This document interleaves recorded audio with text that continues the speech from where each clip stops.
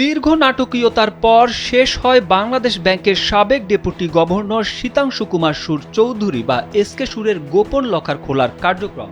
রোববার কেন্দ্রীয় ব্যাংকে তার লকারে অভিযান চালিয়ে 1 কেজি সোনা, $1,69,000, 55,000 ইউরো ও 70 লাখ টাকার এফডিআর পেয়েছে দুর্নীতি দমন কমিশন দুদক।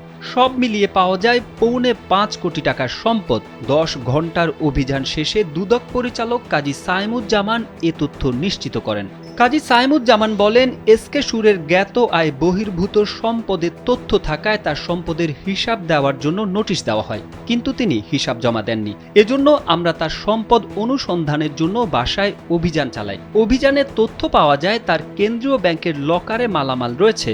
তার ভিত্তিতে আদালতের অনুমোদন নিয়ে লকারে তল্লাশি করা হয়। তল্লাশি শেষে 1 কেজি 5 গ্রাম সোনা, $1,69,300, 55,000 ইউরো ও 70 লাখ টাকার এফডিআর পাওয়া গেছে।